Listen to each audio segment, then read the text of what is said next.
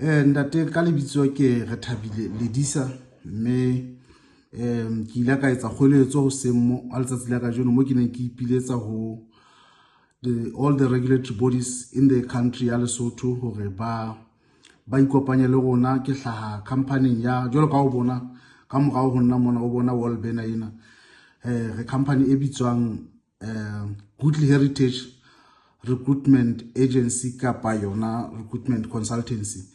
Me re sebetsa re le mona naheng ya Ireland ke teng mo re leng based hona teng me ke tla lakatsa hore ke tle ke tsebe hore na ntate ke ntate mang le hore na o hlaha mokgatlong ofeng o regulateang tsamaiso kapa tshebetso ya ditsebi tsa lefapha leo o hlahang ho lona ka rona ya Lesotho.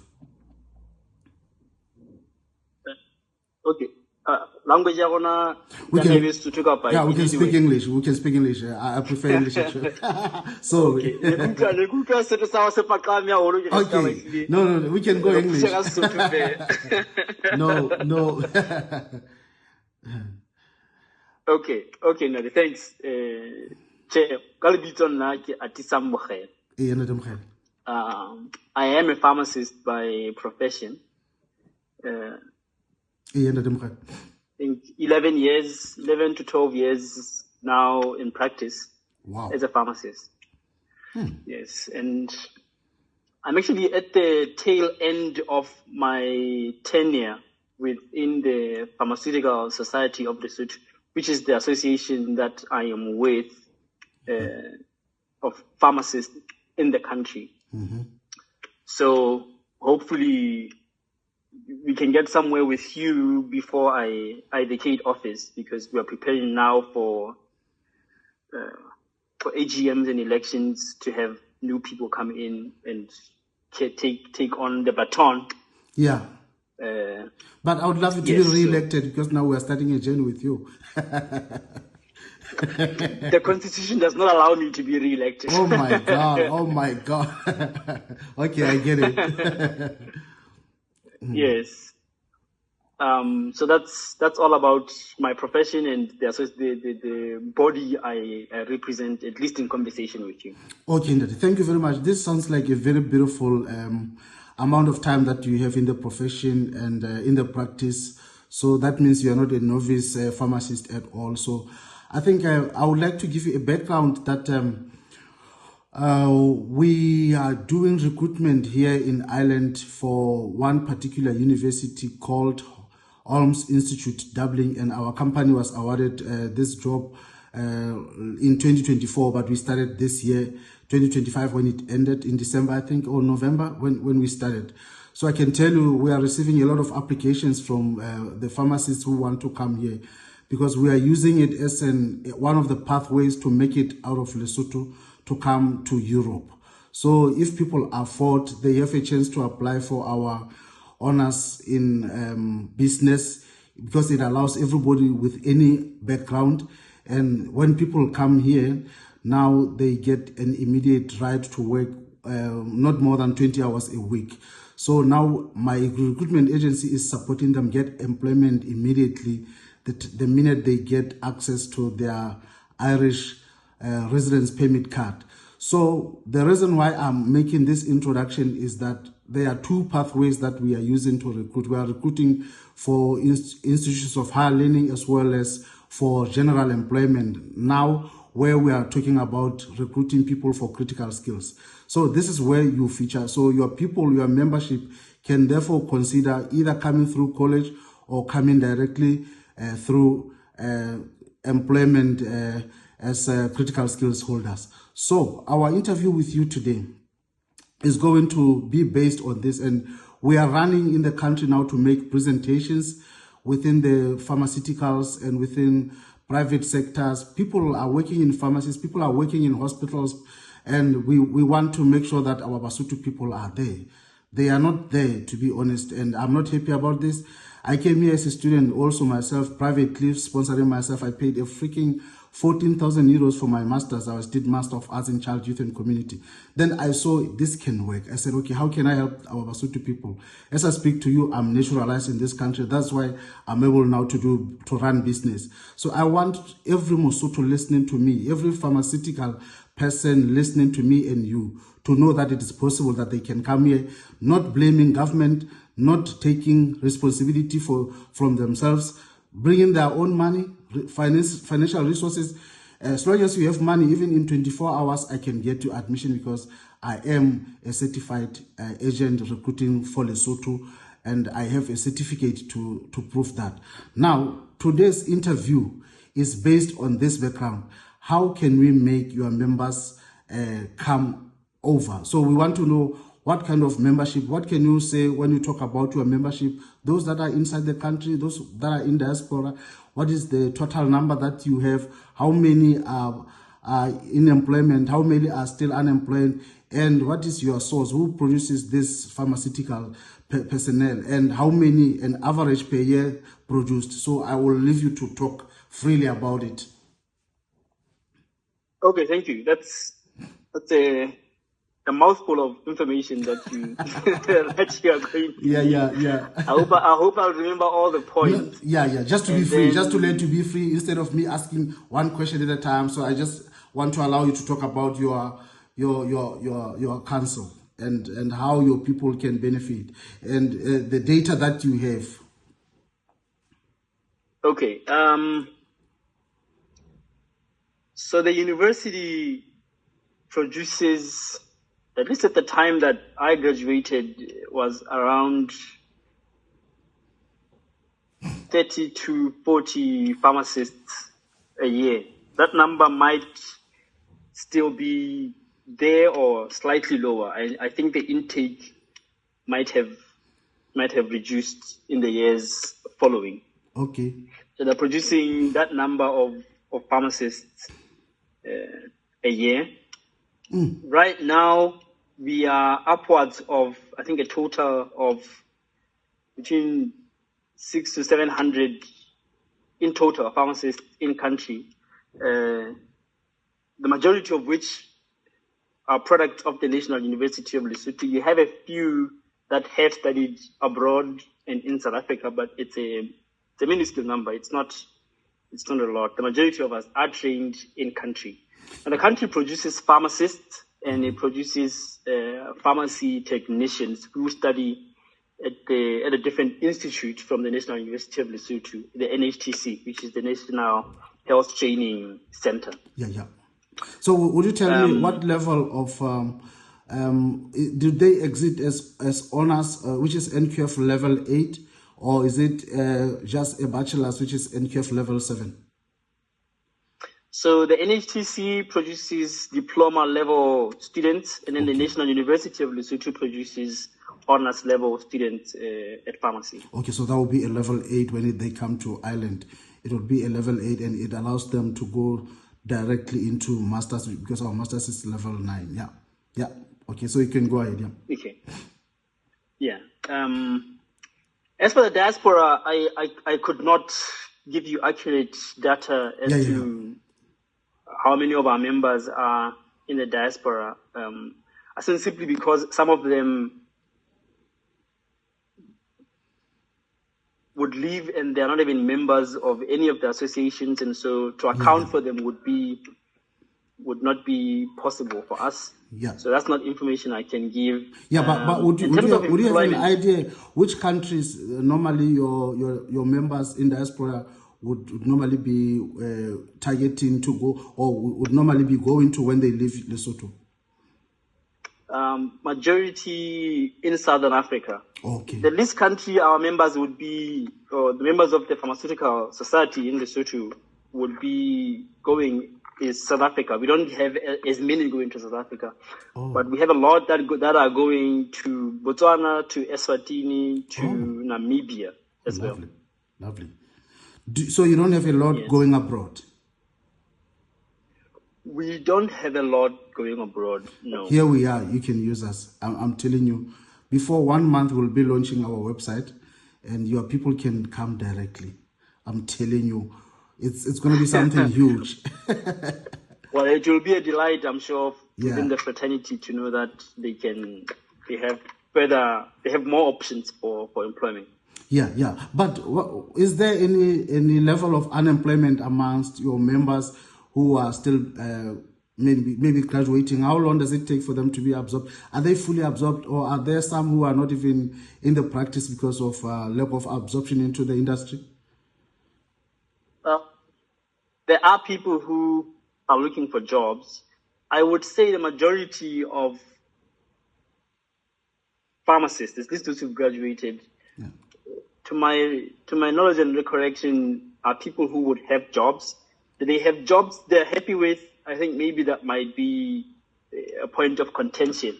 There are quite a few that are unemployed, and the largest employer of pharmacists in the country is the retail sector, I think. Okay. With a few employed in government hospitals, clinics, regulatory space in government, but the majority will be in the retail space. Yeah.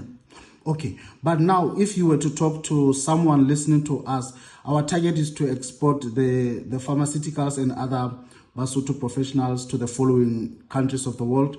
We're targeting Ireland because we live here, we know the laws here, and this is where we see life, and that's what made us get inspired to say we cannot enjoy this alone. Let's go back to our brothers and sisters, because we know how much hard they have been studying, sleepless nights, and some of them even going hungry sometimes just to go through the program. But at the end of it all, it brings little, if at all, any income. So now we are taking them to the UK, Canada, Australia, United States of America, New Zealand, and we're also looking to send them to Dubai. Now, I want you to talk to the product that you have as a leader of your membership, to say, would you say your quality and standards and competencies would meet of this world's, the international and international standards that I've mentioned here?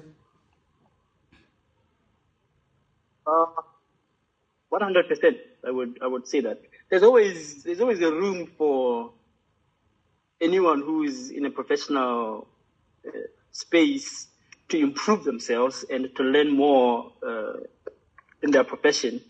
And I think because of where we are as a country, technologically and so on, there's always things you can be learning. But in terms of the fundamentals of what it is to be a pharmacist, what knowledge you're supposed to have, I would put us at a level where if we were to be found in Ireland, in Australia, in New Zealand, in the US, we would be competing. Oh, yeah. Lovely. That's lovely to hear. Because, we are packaging a product that we are going to sell to the world. And it's people like you who are in the leadership of the regulatory body for the practitioners in your field to help us package it well, but also being honest about it, because we don't want to be selling a product that's not entirely what we would have sold, what we have marketed, because it means our name is on the line if we do that. I know that, of course, there will be a few challenges regarding the laws, but, when they come to Ireland, my company, a recruitment agency, has the assurance that it will have auxiliary jobs for them while they are still trying to register, if they come through the college route. And if they come directly, of course, it means the employers would have been happy with them. And what we're going to do from now, we're going to see the relevant bodies of the pharmaceutical in this country to request a meeting to present for them our product from Lesotho. And we would love to have maybe through now the contacts that you have of myself, you can send us all the documents you have, all the data that you have speaking to promote your product, so that we can prepare a very beautifully packaged product to present to them, because we want to do that as soon as next week. We don't have no time. We want to start running, and there are many categories, because we have social workers, we have psychologists, and we have everybody. But since you are the first to respond, we want to push yours first, And the one who comes next after you, who will respond to our call, will do them after you. So it means we want to give you priority because you were the first to respond. So I don't know if there is anything you would want to say, to make a call to your memberships, to your members, wherever they are, about the initiative that we are taking in terms of response, in terms of trying to lift their spirits, because some of them might be maybe down-spirited. Yes, I think one is to, you know, what I always say to at least the people I work with at work is you just never know when opportunity might come knocking at your door. Yeah. The thing that you have to do is to always be ready, improve yourself, keep abreast of what is new in the sector, in our field of work, so that when opportunities like this come, you're not found wanting and they pass you by.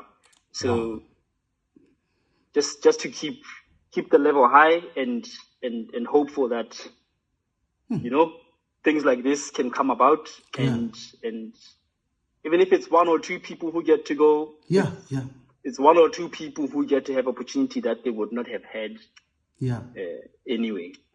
Yeah, to be honest, you made such a beautiful call to your members, and I want to amplify also what you have said, to say, hey, you guys, moetapele wa lona ke o buile ke bua ka Sesotho le nkutlwe hantle moetapele wa lona ye o le mo kgethileng o le batletse monyetla ko ona. So ke kopa go le ona nabele ka diatla tse pedi, because you know, to be honest, I was sharing something on my channel with people that I went to a certain church one time, and then the pastor was saying something that changed my life forever, and I'm still applying it even today. He said there is what you call an opportune time coming from opportunity. An opportune time or a set time for something to happen. I'll show you how that happens. So when you miss that timing, you are missing something that was meant to turn things around in your life. That's why he was calling it an opportune time, a set time. A time to change a course of your life. So it's opportunities like this that people don't want to miss, because you might miss it only to find that you missed that which was going to change entirely the course of your time, the course of your life. Because if you meet it tomorrow when you were supposed to meet it today, tomorrow someone has taken it.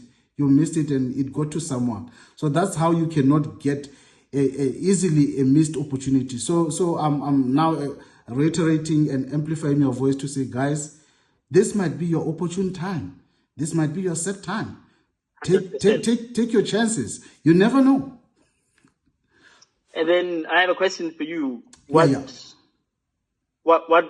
offerings in terms of at least education are available from universities, maybe just in Ireland, and then if you know of other places that you can link with? Okay, we have our campus in the main countries, in the main regions of the world. We have this campus also. I said it's Holmes Institute Dublin. I'll send you my details. You will see. I'll send you the website as well to share with your members. It is based here in Dublin, and it's also in the UK, it's also in Canada, it's also in Australia. And then they're opening in Botswana. I'm trying my luck to bring them also home. But the main thing is, I don't want you to study there, I want you to come abroad. So, yeah, of course, for those that cannot make it abroad, it would be good for our students to benefit from our kind of education, because if you can see, it's a business. The three modules we have is Bachelor of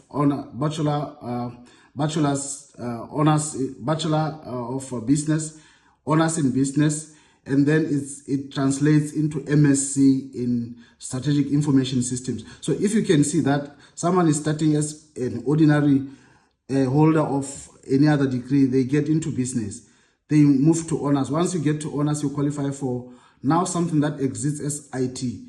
We have converted you to become a critical skills for this country and any other country you go in the world, because now you are exiting as MSc holder in Strategic Information Systems. That information systems, makes it to become an IT related